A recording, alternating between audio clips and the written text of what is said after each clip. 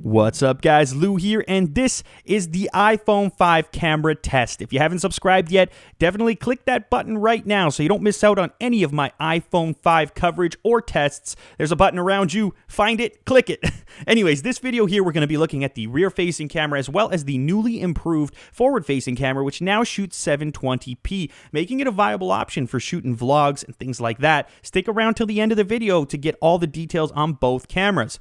But to get started on this test, we've got to do the most basic thing that people do with their camera phones, still images. So I took the iPhone 5 to my local supermarket where there are a number of colors that can be represented, through pictures. I think it's a good place to take a phone when you're testing it. Plus you get to look at, cookies and things like that. It's a win-win situation.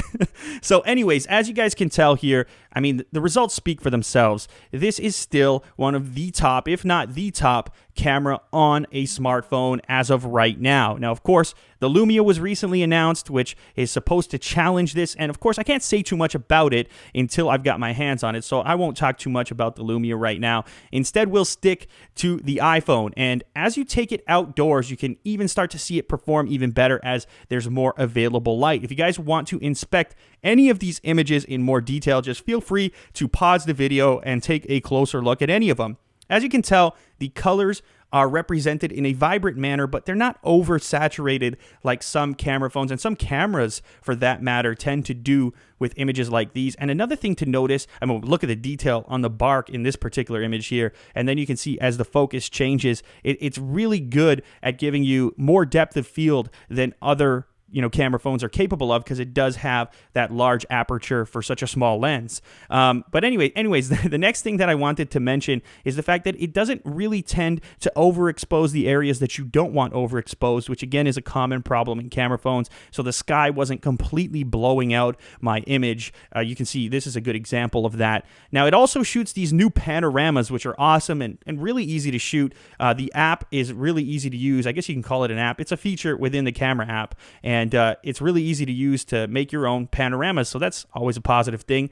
Now, the next thing to talk about after we get finished up with the stills here is, of course, the video mode, which, again, is incredibly impressive. Here you guys can get a look at the sharpness. You've got lots of resolution to work with at 1080p. The colors, again, are vibrant without being oversaturated, and probably the thing that stood out to me most was the improved stabilization when walking. You guys have to remember, most often when walking around filming video, especially with a device as small as a phone, it's very difficult to keep the phone from shaking. Now, granted, I do shoot video for a living here and there, so I do sort of know how to hold it and to sort of allow your knees to take some of the shock. So I was trying a little bit to stabilize it, and in this particular frame, I was actually leaning up against something. But as you can see, you're getting really nice movement, really nice frame rate.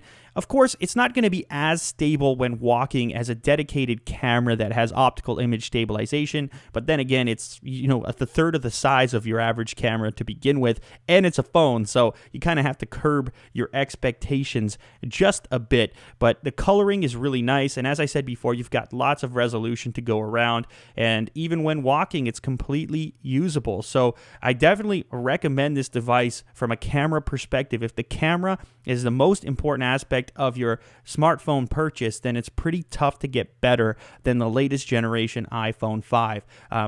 For most people, this is going to completely overtake their need to have a dedicated camera at all. Now, in my case, I own multiple cameras because of the fact that I do video production for a living. So, for me, it's not going to replace any of those cameras for obvious reasons, but for the casual user, I just can't see the need anymore by today's standards to carry around something like a point and shoot when you're getting these kind of results out of something as slim and light as the iPhone 5, which is literally on you at all times. It sits in your pocket. It's super convenient, and you're getting this kind of quality out. So as you guys can tell, I'm a big fan, and I would say my expectations were exceeded.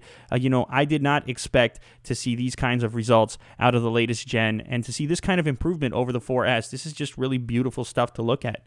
So the next thing to look at, guys, is the forward-facing camera. So here's a closer look at the new iPhone 5 as a vlogging camera. I'm using the forward-facing 720p camera right now, and I'm walking along a little bit too, so we can get a sense for the image stabilization or lack thereof. But the quality's definitely improved over the previous version. I can tell already just looking at the screen without even seeing it on the computer. So I'll go ahead and upload this, and hopefully that'll give you guys a better idea of what to expect from the forward-facing cam on the brand new iPhone 5.